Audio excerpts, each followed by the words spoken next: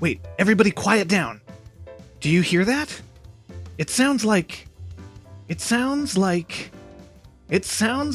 time for Vaguely Scientific.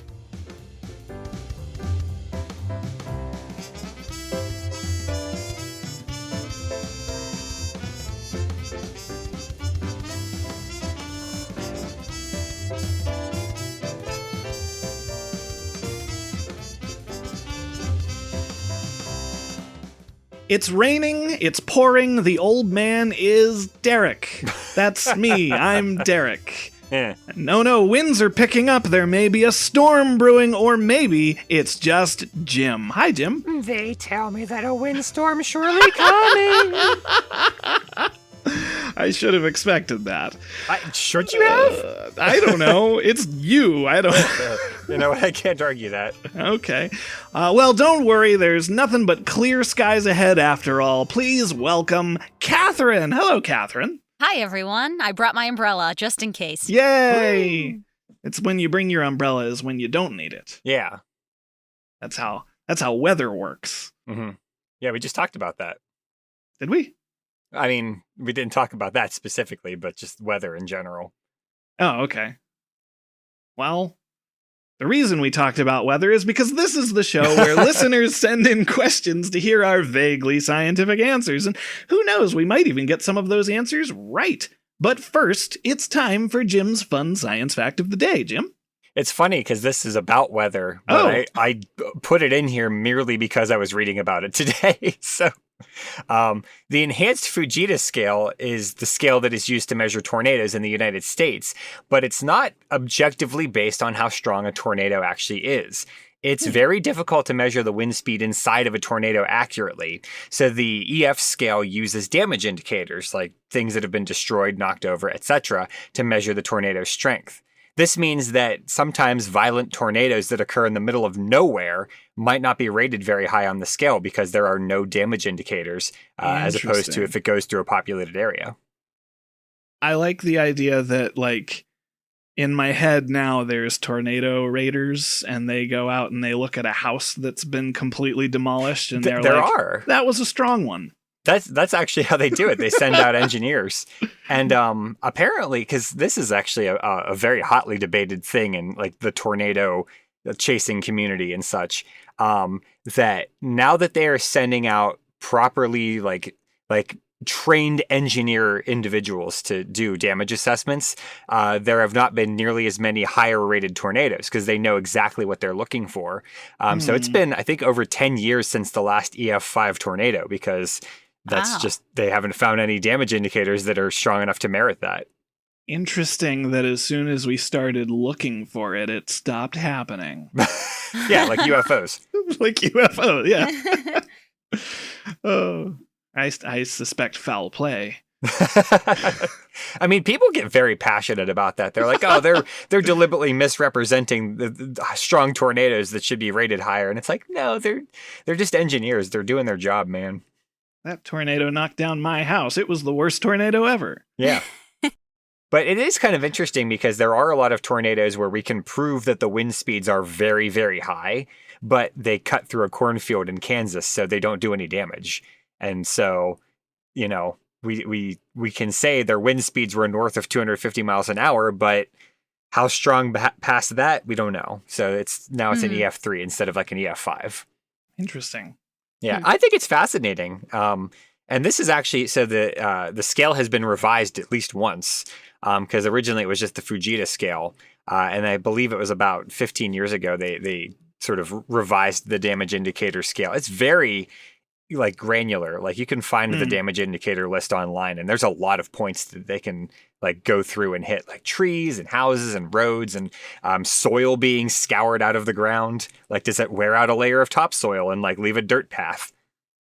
So does that mean that it makes it harder to compare tornadoes from more recently compared to before the scale was updated?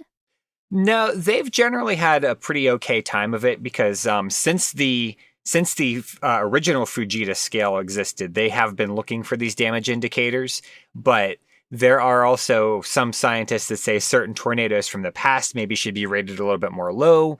Some of them might need to be bumped up, like maybe from a 3 to a 4 or a 4 to a 5.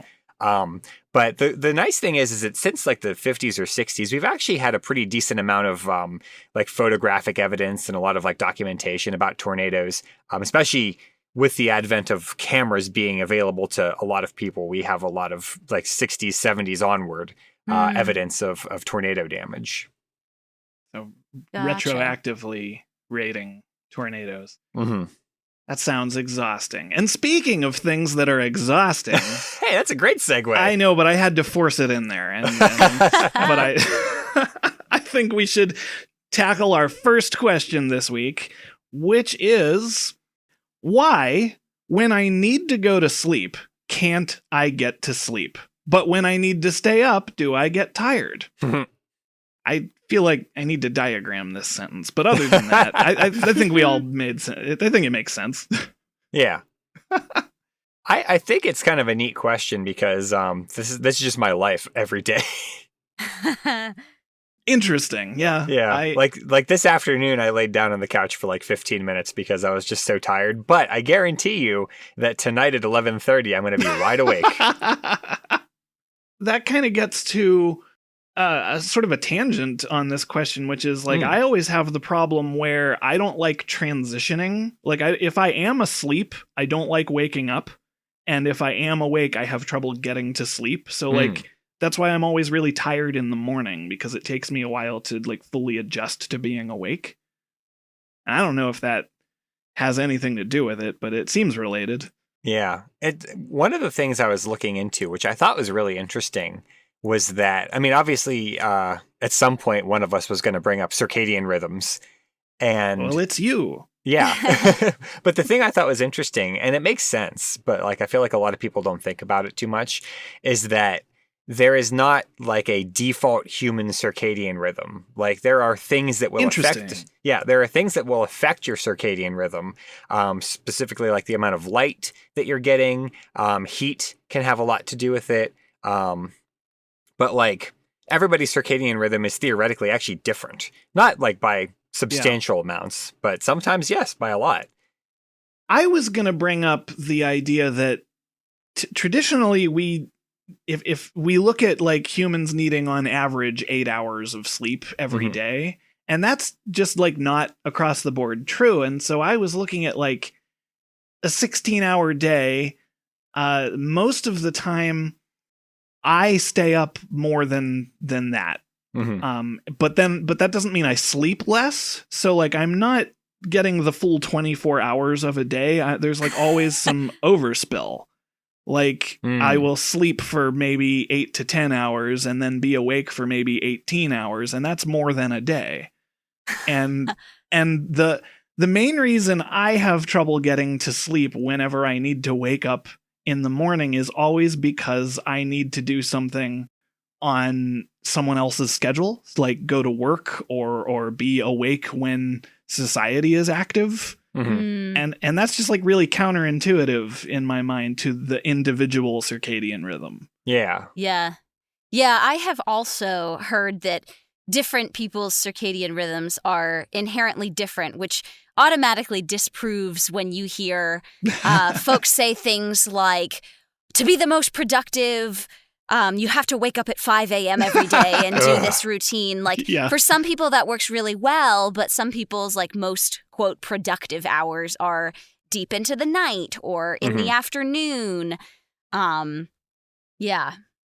Yeah, and I think it has something to do with like you personally, how long you've been awake in terms of like I said, it takes me a while to wake up. So I'm the most productive after I've been awake for like maybe 3 or 4 hours. And that's going to be at a different time of day for everyone, depending on like what time they went to sleep and what time they did wake up. And so like we get disrupted a lot when we like are on a rigid schedule, I guess. Yeah. Yeah. Yeah. I think another thing that is especially relevant to like the modern day is that not only does everyone have different internal circadian rhythms, but we like to mess with them a lot too. Between what comes to my mind the most is like devices. Yeah. Oh, sure. Not only people talk about like blue light, and that being really stimulating and suppressing those like sleep hormones, but also just like stimulating content that keeps your brain spinning and going. Yeah. Yeah, I was reading about the blue light thing and just the fact that a lot of people play on their phones before bedtime. It just keeps them up later because the blue light will affect your circadian rhythm. Part of that circadian rhythm is how much light and what kind of light you're getting. Yeah. One of the things that I was reading about, and to some degree and more just intuiting to another degree, is the idea that like, why can't I get to sleep when I need to? It depends why you need to get to sleep, because like if the reason you need to sleep is because you have to be awake at a certain time or something like that, then you're like actively trying to go against your natural instinct. And so like there's going to be a level of anxiety there, and there's going to be like, if you are not relaxed evolutionarily, I don't know, naturally, you're going to have like this defense up. And to kind of counter that and bring it back to looking at devices, a lot of people look at devices when they're going to sleep. This is often because your day perhaps wasn't as fulfilling as it needed to be. And people get bored. Like, you're not stimulated. So you like, yeah, you're going to sleep, but like you feel like you don't need to go to sleep yet. So you kind of like self-fulfilling prophecy your way into damaging your circadian rhythm. Yeah. And I feel like using we very loosely, just in terms of many people in society today, have a lot of trouble being bored. Like that's so something we don't know how to do, is that, I'm waiting for the bus, or my meeting hasn't started yet. I'll pull out my phone and scroll for a minute, and under maybe the guise of productivity or reward, or you just want to be entertained. Right. But a lot of times it's just like uncomfortability with boredom, and so we try to avoid it. Your brain needs to be focused on something. We're very task oriented. Yeah, definitely. One of the things I think is kind of neat that I've noticed about modern phones is that, and I know that my wife does this, and I actually don't, but I also, when I'm going to bed, I will do just crossword puzzles on my phone. Interesting. And since those are just black and white, I think that, because that'll put me to sleep in like 5 to 10 minutes, but because it's black and white, I think that doesn't affect me. But my wife, she actually has, I think it's like after 10 p.m. or something, she has it set so that it will make the phone only display in grayscale. And I think that's kind of interesting.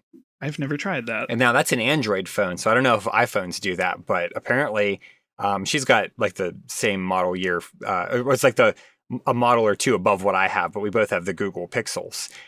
So I assume other Android phones can do that, though, because I think the operating system is consistent across. But it seems like cell phone manufacturers have figured this out, and they're like trying to fix it, basically. Yeah. There's like I know in iPhones and Apple products, you can do grayscale, but you can also do like night mode, which you just basically see the screen get a lot warmer in tone. It's a bit more orange as opposed to like that bright blue white. Yeah. I was thinking about, depending on why you need to go to sleep, it may vary. And I think if you need to go to sleep when your body doesn't want to, you just are more aware that you can't get to sleep. But I wanted to explore when you need to stay up, but can't, because I kind of didn't do any research into the second half of the question and have been thinking about it for maybe the past hour. Because it just kind of slipped my mind. And the biggest thing that keeps coming back to my mind is driving. Because I have very rarely been in a situation where I was tired to the point that I worried I was going to fall asleep. Like it's maybe only happened like 2 times in my life. But that is a situation where like your body gets relaxed because you're doing something so mundane that you kind of take it for granted that you are safe. Mm-hmm. And then like when I actually need to stay up but am tired, I feel like you're eventually going to get you're eventually going to reach a threshold where your body just physically is exhausted. Yeah. And we usually don't get to that point in an ordinary everyday life. Mm-hmm.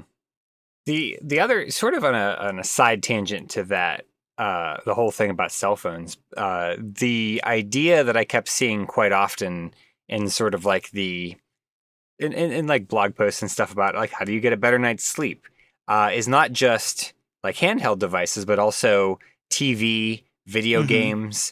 I've actually saw a couple sites that say like you shouldn't really do a lot of heavy reading before bed.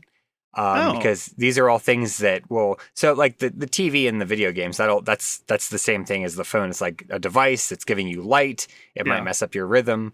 But if you're reading something very exciting and very intense, that can make you more excited, and it makes you less likely to fall asleep in a timely fashion. And not only that, but also just like if you get really into it, you might lose track of time and end up staying up later than you meant to, even if it's not making you more awake. So I was reading a little bit about what they call like sleep hygiene and how you really shouldn't do anything like super duper exciting within like a certain amount of time before bed. And then also you really shouldn't ever do anything super exciting while you're like laying in bed. Like you shouldn't lay there and watch TV or play a video game or anything like that. Because then your body gets used to the idea that, oh, this bed isn't just for sleep. It's also for fun stuff. And it's like, well, no, not really. So... yeah, because you associate your environment with the activity that you're going to do there. Yeah. So if you think you're going to read a really great page-turning novel, then you're going to wake up or you're going to be more awake and want to do that. Right. There's a conversation that happens in Metal Gear Solid 2 where the main character is described as like this super soldier who was trained from birth to be nothing but a super spy or something, to give a bit of context. But there's one of the characters thinks it's weird that they went into his bedroom and there's like nothing in his bedroom other than a bed. And it's like very sterile. And he's like, but all I do in there is sleep. And I remember thinking, yeah, that makes sense. And I don't know if that was supposed to be my takeaway. Mm-hmm. I think it's a fair point. Like, I don't really spend a whole lot of time in my bedroom other than to be asleep and to, like, change clothes, basically. Because my closet's up here. That's where I store all my stuff. So, that's where your stuff is. Yeah. Another thing that I was reading about was anxiety. Yeah. And that was, like, the first big thing that was, like, not tied to the circadian rhythm argument. But... right. You know, if you're, and you already sort of touched on it, it's like, well, you know, you have to be up at 6, so you're anxious about falling asleep, so you're not going to fall asleep. Yeah, and I know that like that's a thing I have trouble with, but like, because anxiety is kind of a buzzword nowadays too. Yeah. But like anxiety, not like just the anxiety that every human being experiences when you have to think about something. Mm-hmm. And that's. If you have to get up in the morning, that's a thing that you're going to think about. It's kind of like choice paralysis, not choice paralysis. Choice analysis paralysis. No, that's different.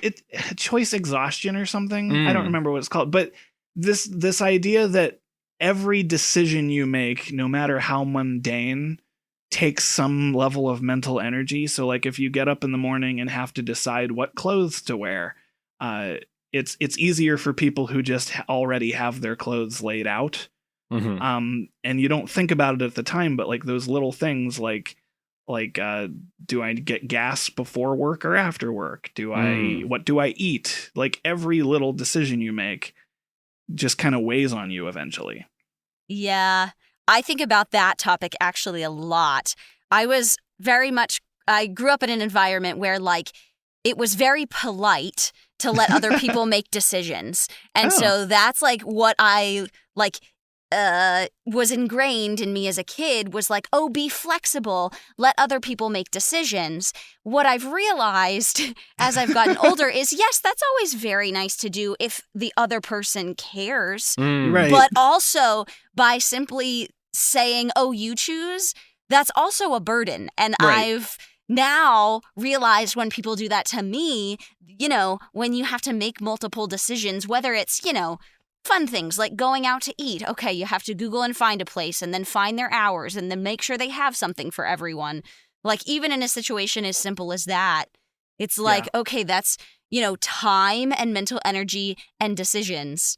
Yeah. So anyway, sorry, side tangent to your point about, what did you call it? Decision paralysis? Or I something forget like that? the actual term for it, but it's something like that. Mm-hmm. Yeah. I really feel that, and I think that's another, this is all tangential, but it's worth saying, I think, that, like, because a lot of people experience that either I have to make decisions for an entire group, or I'm very laid back and whatever you want to do, and there's always this kind of, like, I don't know, uncommunicated thing, like, are you actually okay with everything we want to do, or are you just not, like, assertive? And then the person making the decision, sometimes you're not aware how much they are concerned that they have picked something everyone will like. Right. Yeah. Like, communication is key there, and trying to find somewhere in the middle. Yeah. That's, just be honest with people. That's all. Yeah. There's also sort of the side concept of the dread of whatever you might have to do the next day. Right. Like, tomorrow I got to get up at a nice reasonable hour and go to the dentist. Yeah. Oh, that kills my day. Like, like, I'm the type of person that has a lot of trouble. Like, if I have to do something in an hour and I'm not, like, I've finished a task and now I have an hour until an obligation, I'm, like, stuck. I, like, can't start something because I need to, like, I need to be ready to do the thing in it. So it took me a long time, like, fresh out of college to kind of get over the it's 5:00 in the afternoon and I have to get up for work tomorrow. I guess I can't do anything. Yeah.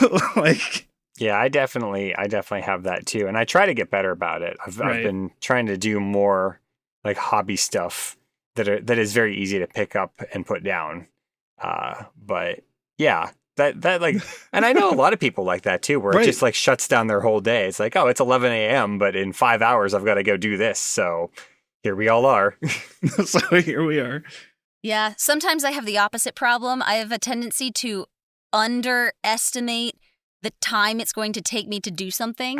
So if I have, like, an hour, I'm like, oh yeah, I can do this. And then I start it and then, like, push to finish it, so much so that I'm then pushing the next thing that I was going to do. Yeah. If I get into a situation where I can hyper-focus on something, I usually feel better, but then I end up being late to things. Oh, yeah. But, like, maybe because I end up feeling better, maybe that's okay. I don't know. Depends on the thing you're late to. Yeah, fair. Yeah. The thing that I think is most interesting about that, though, is just, like, the relief that you feel after you have done the thing. Yeah. So I was like, oh, I'm done now. I've done my appointment. Now I can do whatever I want. And it's like, but I could have done anything I wanted before that. Oh, but being done, like, for the week as a figure of speech here is, like, one of the best feelings for me. Like, all of my obligations for a certain amount of time are over. I am done. I like that feeling. Yeah. Well, the other thing I think we haven't mentioned yet is caffeine. And its relation to manipulating circadian rhythms and your awake-sleep cycles to an extent. I was reading how, for many people use caffeine to help them stay awake, makes us more alert by blocking adenosine, which is a chemical, that works with circadian rhythms that makes you sleepy. And through the course of most humans' days, you build up adenosine over the course of the day, and then it breaks down while you sleep at night. So theoretically, after a good night's sleep, your sleep pressure is low. You have low adenosine. Mhm. But by consuming caffeine, you're then blocking the uptake of adenosine, therefore inhibiting fatigue in your brain. So I feel like that's another thing that, we often use to further manipulate being able to stay awake. Personally, I kind of wish I would have discovered it earlier. I was very against caffeine for the longest time. I think I was scared of becoming dependent on it. Gotcha. But looking back, I think I would have gotten much better grades in college had I given it a shot sooner. I think that it's fascinating. I may have mentioned this before, and this is, I just think it's fascinating that caffeine, we think caffeine gives you energy, and that's not really how it works. It's you being tired is a chemical that needs to be produced. It's not just a lack of energy. Yeah, it's suppressing the tiredness, basically. Yeah. So I think that's so fascinating. Yeah. Yeah. And that was actually one of the things I wanted to mention before we wrapped up this first question. Sure. Because I was looking at the sort of, I guess you'd maybe call it the half-life of caffeine. Maybe not, because I guess that's not exactly what it is. But I was reading that caffeine can stay in your system up to 6 hours. So a lot of people who maybe drink a whole lot of coffee all at once and then vibrate through the floor basically until it wears off, they're going to have a much harder time of it because it's going to take a lot longer for that to kind of wear off, as opposed to someone who maybe nurses 1 cup of coffee for an hour or so.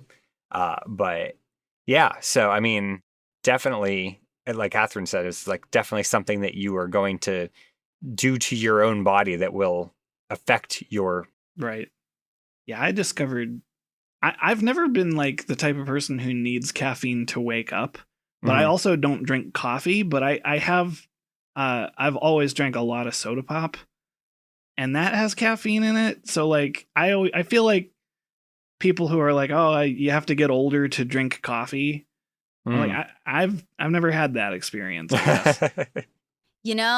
2024 was the year for me. I never liked coffee. I didn't like the taste of it, but I now like it. I think it's, for me at least, it's a very acquired taste. I still don't like the taste of it, but whatever. Yeah. Fair enough. I mean, it is a very distinct taste. I did not like it for the longest time, but then I, tried it occasionally. And then at a certain point, it was okay, I like this now. Yeah. It was weird. It was very weird. It's exactly the same story for me. It was like a light switch. It was oh, today is the day I finally like this. Yeah. And I only kept drinking it because my mom kept making it for herself. And it's this smells really good. And I'd pour myself a little bit. And it's it's really not. But then one day I was oh, I guess I like this now. I don't know how that happened. Yeah. There's a song of a singer-songwriter who I enjoy a lot. Her name is Taylor Bickett. She has a song called I Like Mondays that I love. And there's a line in it where she goes, I drink caffeine even though I always said I would not. And that very much resonates with me. I used to drink a lot of tea, though. So I was never against caffeine. I just was never in the coffee realm until when I became a substitute teacher for a while, I was in it. So when I was a kid, everyone I knew that drank coffee, they pretty much drank bad, cheap coffee, and it was to wake up. And as a kid, I was I don't need to wake up, and I don't like the idea of being dependent on something to wake up. Yeah. And now I know more people who are coffee enthusiasts who are we just like the taste of it. And it's and I'm okay, I still don't. It still tastes like coffee to me. But Yeah. I in a similar vein, I don't feel I need the caffeine to wake up, but I feel having a warm beverage in the morning gets me going. Okay. So, I can't think of any other. I cannot think of a warm beverage that's not caffeine and hot cocoa. Yeah, but there's some caffeine in chocolate though. Oh, is there? I guess there is. Okay. So, because I was going to say that in hot cocoa, probably pretty minuscule. True. Boiled Gatorade. I mean, there's.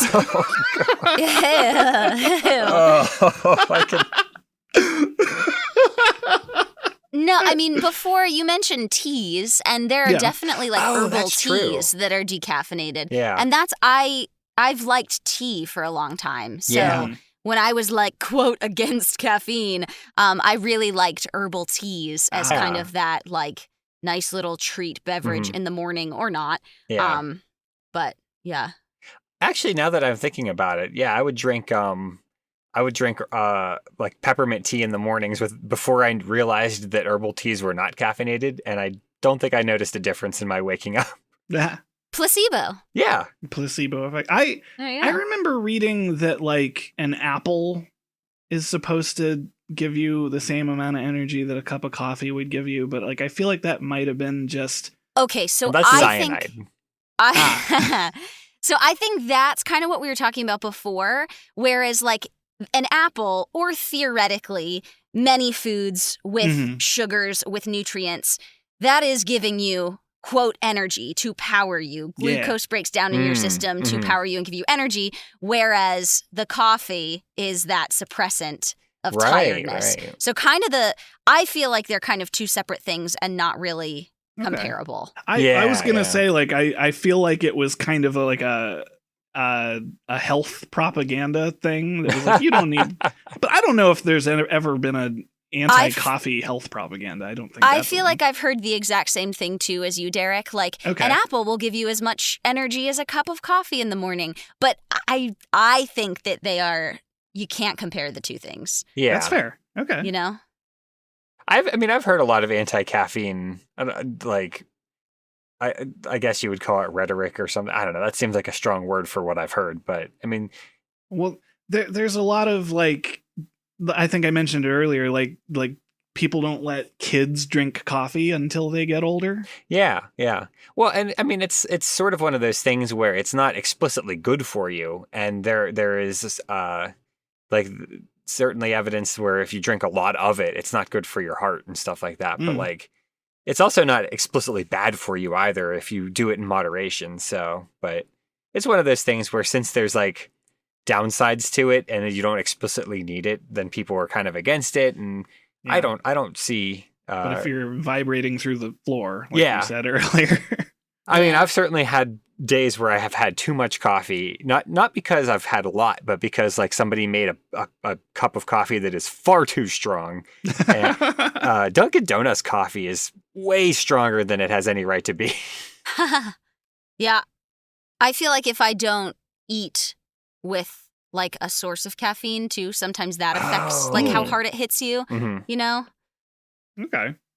I don't know if there's proof. There probably is research behind that, but I don't know if it's actually accurate. Well, there is with alcohol. I don't know about coffee. Yeah, I feel like it. Maybe it's just in my mind that I actually sometimes experience it the same way. If I have like an influx of caffeine without having eaten, it hits me harder. It could be. You know? I mean, coffee is acidic, right? So. Oh, that's true. Well, before we get tired of this question, Hey.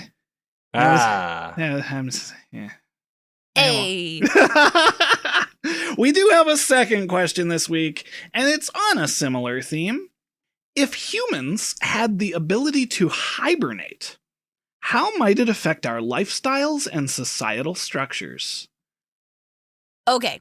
Can I just point out that the question says ability, not need. Oh. Which to me is a very key differentiating factor. Very glad you said that. Well, let me throw my notebook in the garbage. No, because I also thought about the question if it were a need. But thinking about it first, if the question is an ability, not a need, I think given the way that we currently run our society, not very many people would choose to hibernate.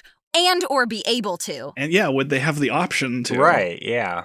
Right. I think it would be difficult in our very capitalist society to allow ourselves the time to hibernate. I mean, heck, many people can't even get time off work for a long weekend or a vacation, much less. You get a hibernation month leave every couple to years. Hibernate, right. I mean, I feel like it would be maybe frowned upon or maybe just like othered, like it could be considered like a niche hobby to do. It would be lazy, like it. Like a yeah, maybe. Yeah, maybe. Or like a self-care health thing, maybe. You know, people go on like retreats. yeah. Or, you know, people like leave normal life for 6 months to go hike the Appalachian Trail. Yeah, like yeah. maybe it would become like a very specific hobby of, oh, I'm going to hibernate for 6 months. This ties really well into the, like, we don't necessarily sleep the correct amount of time that we need to because we have to get up based on someone else's schedule. So, like, if you had vacation leave, maybe it was not the appropriate amount of time for your hibernation. Like, something like that.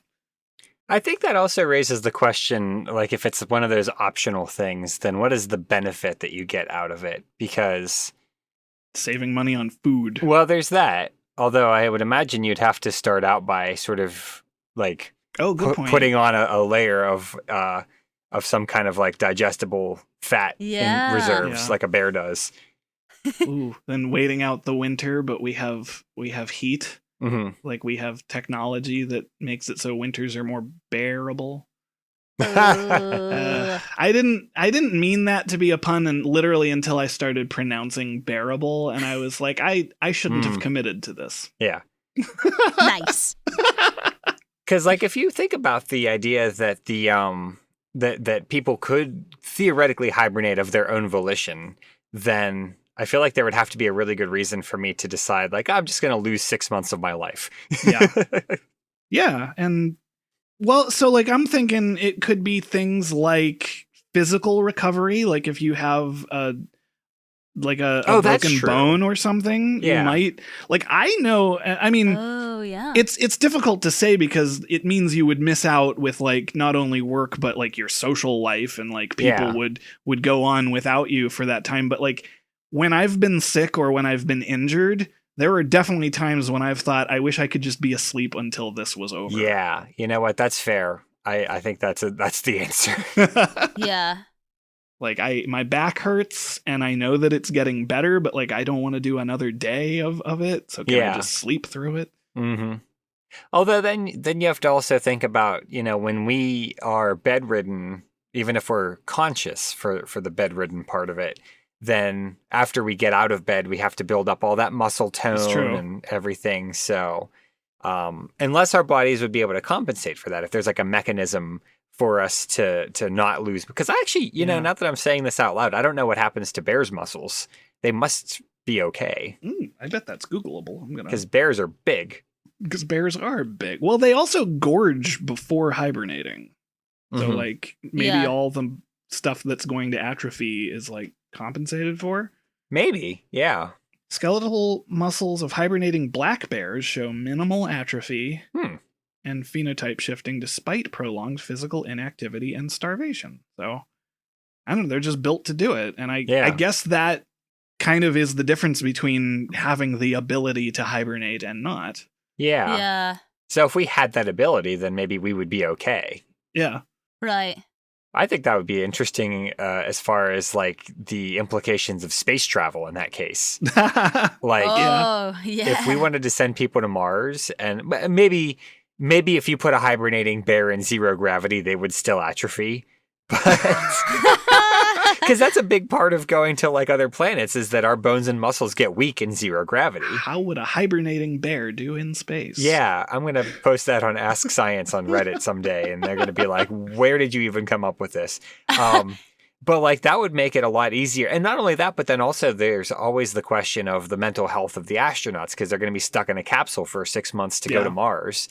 And, you know, nowadays we have like ebooks and we have a lot of video games and stuff that we could use to keep them occupied, but you're still in an enclosed space for a very long period of time.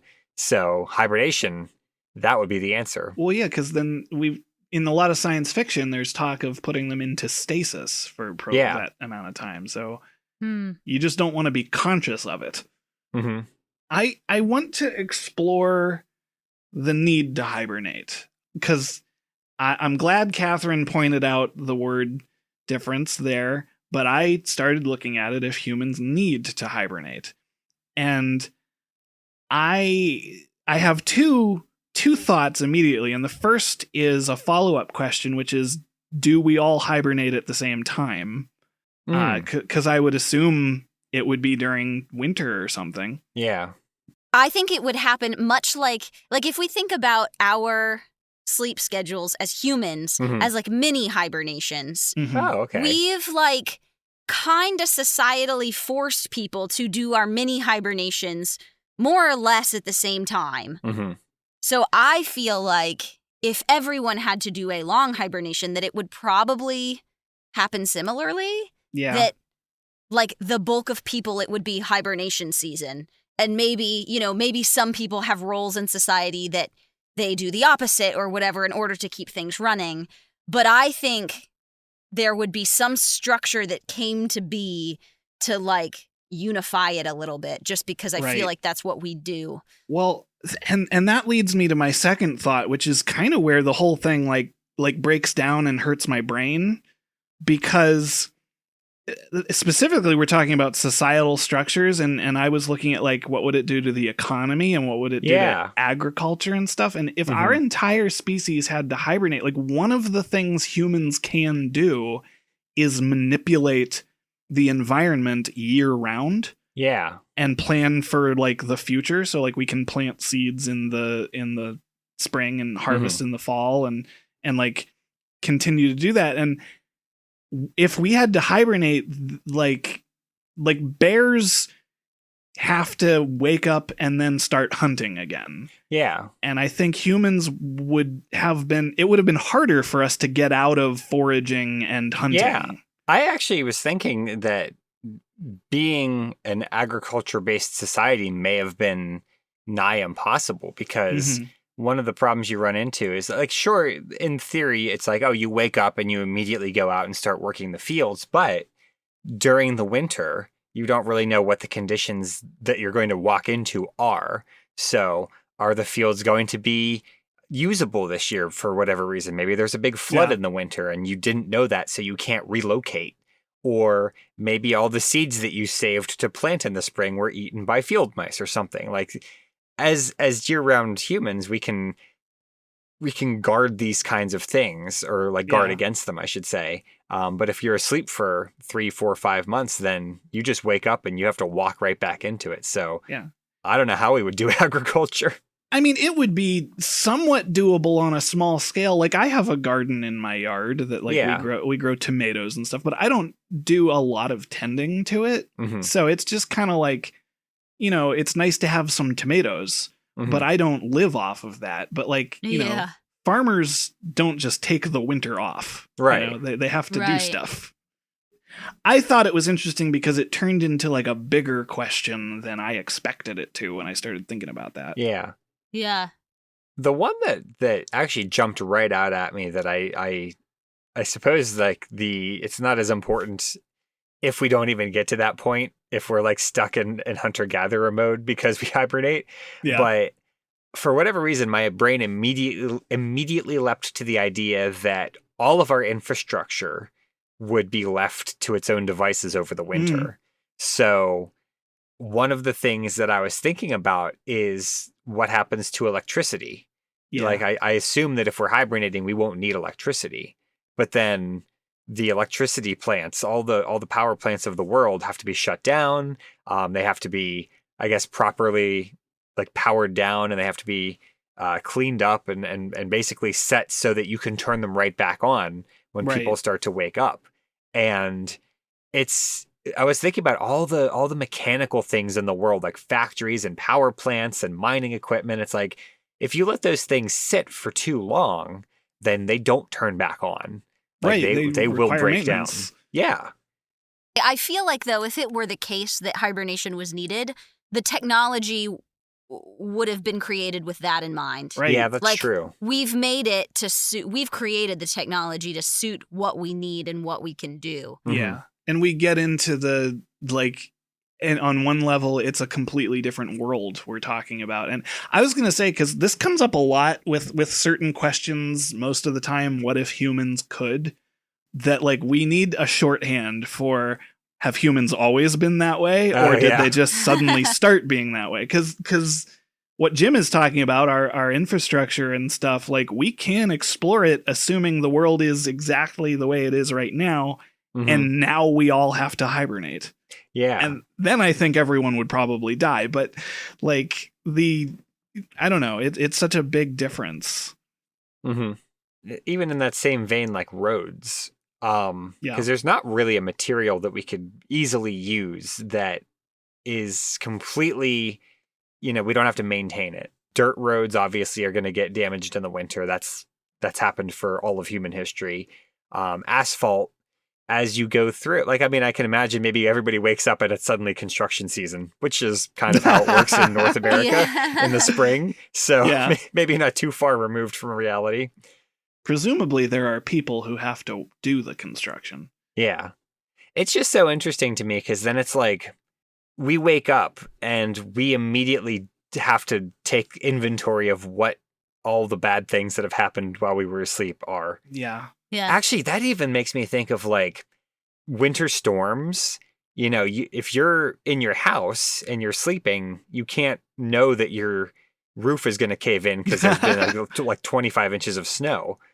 So I guess that's just sort of part of the animal side of it. Then we build fewer above ground shelters, I think. In that case, yeah. Right. So yeah, like there's all these like our safety during hibernation would be a huge concern. And if humans still kind of evolve to be cooperative and inventive and stuff, like it would be really fascinating to see a world where technology evolved with that in mind. And like really all of this stuff.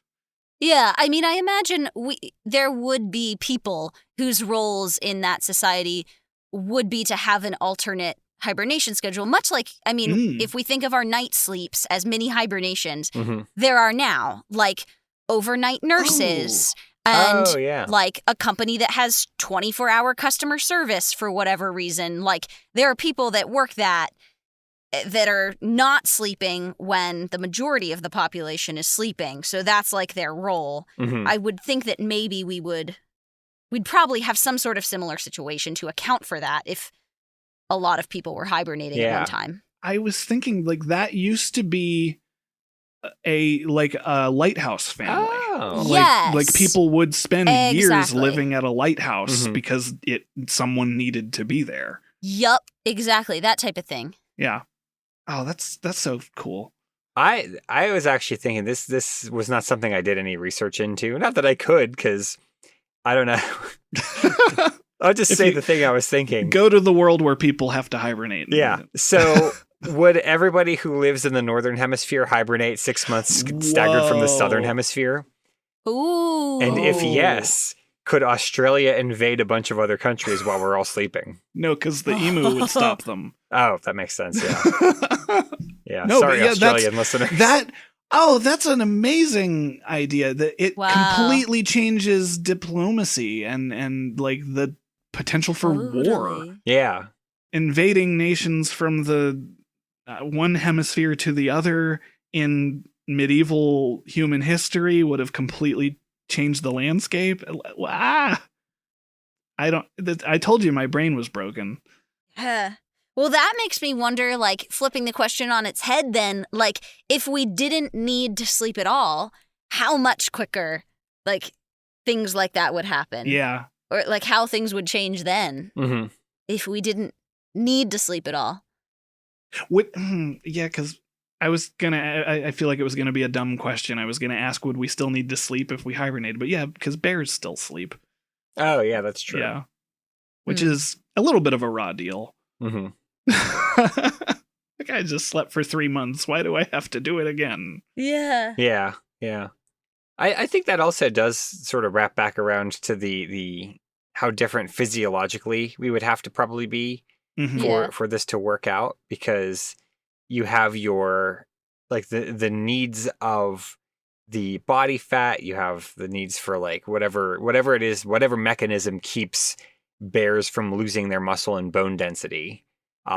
Humans would be pretty different in those ways, and I think that would be kind of interesting to see. And there's not really any way to predict what that would be, I suppose. But I assume we would have more like fatty buildup on our bodies. Mm-hmm.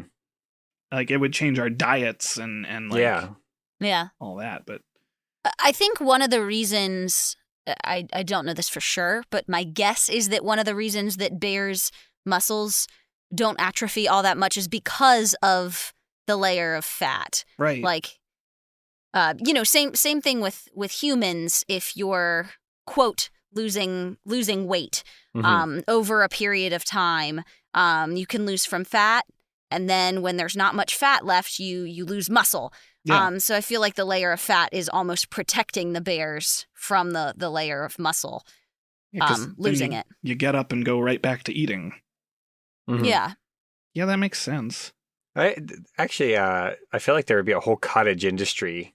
I guess maybe cottage industry is not the word for it, because it would be a huge industry. Oh, I thought you meant like cottage developers. Oh no, I meant that's what I thought you meant. But like, I can imagine that there would be this giant industry of like, here's all the best foods you can eat to keep yourself healthy during hibernation, and here's the most comfortable Oh my gosh, I don't know, totally. bed, nest. Yeah. Oh, we would so commodify it. Like, Yeah. absolutely. Here's this wonderful bathrobe you can wrap yourself in for 3 months while you're napping. You wake up 3 months later and it doesn't even smell. Yeah. Oh, yeah, we didn't even talk about waste. I don't know if I want to now. How do bears do it? I feel like I feel like bears actually don't do true hibernation. I feel like they do something very similar, but they like will occasionally basically like stir and then like do one or two things and then come back. Am I misremembering that? Oh, no, you're right. Bears, they aren't sleeping the whole time. They get up. They and do pee. rarely have to get up and like go to the bathroom, but they're pretty. Yeah. But they don't need to eat or drink. But I don't remember what movie this was, and it's a little potty humor, but it was talking animals, and I think there was a bear that was like raised in captivity that had to go out into the wild, and for some reason I think it made friends with a raccoon. That might be a construct of my imagination, but I remember the bear having to learn to hibernate. And there was this conversation that happened, and again, this is a movie, not a science thing. But I remember a conversation where it was saying, well, I'm going to sleep that whole time. Like, what if I have to go to the bathroom? And there was a discussion about it eating a lot of like things that would block it up.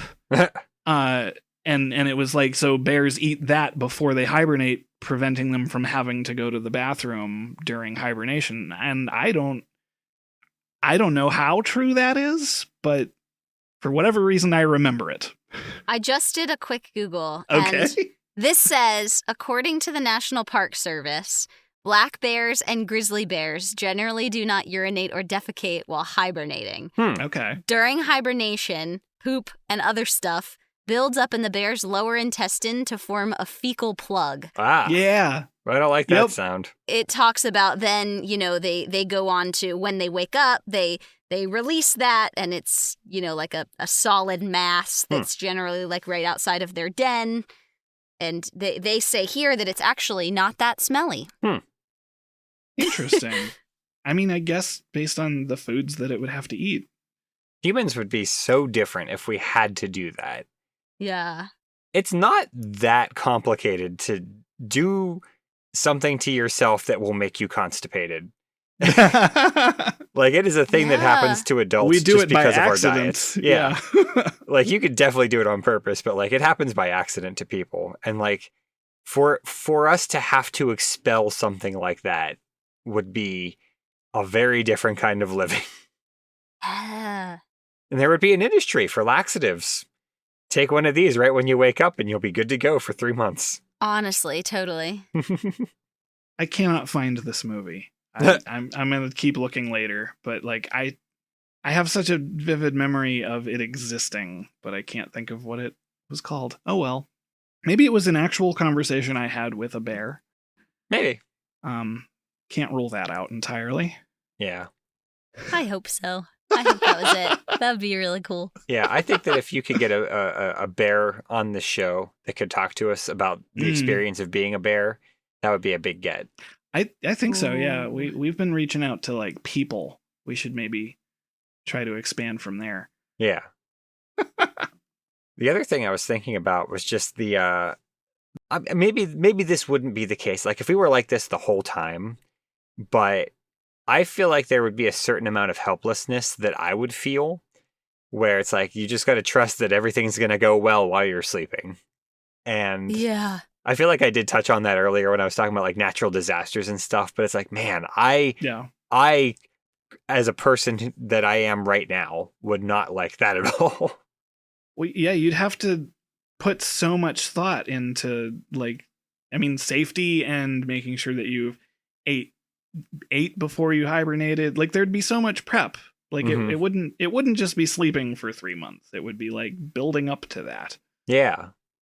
And then we'd also have to like build our food production around that too, because like I imagine the big time.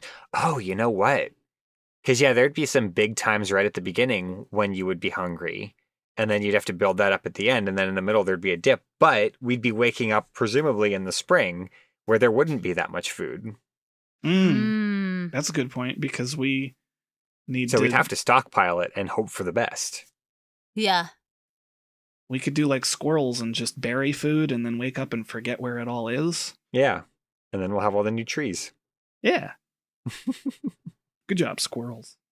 Yeah, I mean, that's definitely not impossible with the modern food production system. I mean, we have canned, frozen, prepackaged foods that would last well through a hibernation.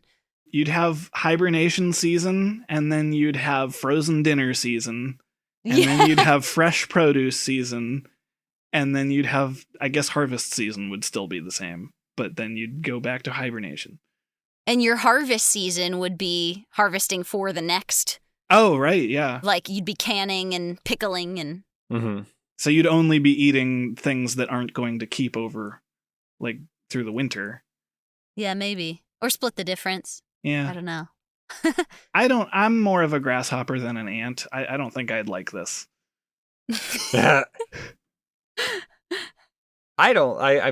We've repeatedly and recently mentioned how much I don't like sleeping. So sleeping for 3 months, I think I can do without. Yeah. Well, good news, Jim. Yeah. You can, in fact, do without. All right, I did it. You did it. We've solved one imaginary problem. Oh, man. All right, well, listeners, let us know why, when you need to hibernate, can't you? Probably because you're human. So if you have any thoughts on that or anything else we talked about, let us know. And you can let us know by sending us an email at feedback@vaguelyscientific.com, or you can comment on our blog, or you can like us on Facebook, or you can tweet @vaguelysci. Hey, Jim, where do we get all these wacky questions? We get them from you, the listeners. And if you have a question that needs to be answered in a vaguely scientific manner, please email us at questions@vaguelyscientific.com. If you want to get our episodes the minute that they're released, you can subscribe to our podcast on Apple Podcasts, YouTube, Spotify, and all the other great places that podcasts like to hang out. And subscribing and leaving feedback really helps us out, and so does telling your friends. Tell all your friends, wake them up and tell them to listen. Yeah, don't let them hibernate. Yeah, they don't want to sleep on this. Our vaguely musical intro is composed by Anthony Pizzelli, and don't forget to check out our merch store over at vaguelyscientific.threadless.com. If you need to hibernate, you might as well hibernate in something vaguely scientific branded. I think we have like throw blankets and stuff. That'd be nice. We do. Yeah, there's like throws. There's some nice long sleeve shirts for snuggling up. I don't know what a shower curtain would do for hibernation, but but we have them for that first post-hibernation shower to get all the hibernation grime off. Yeah, hibernation grime. Yeah. Yep. Well, thank you to Catherine for being our guest this week. Thank you so much for having me. This was a blast. Glad to have you back. And for Vaguely Scientific, I am Derek. I'm Jim. I'm Catherine. Good night, everybody. Toodaloo.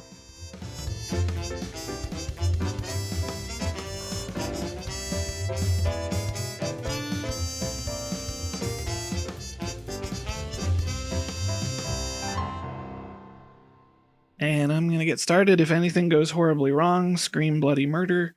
But keep your recording as long as it can record. All right, Jim. Did something go wrong, or are you doing it preemptively? I'm just testing out the it's like the test of the emergency broadcast system. If there had been an actual emergency. Yeah, then I would have followed up with the reason why I'm screaming bloody murder. Yeah. This is only a test. Mm-hmm. Oh, that would have been a good intro.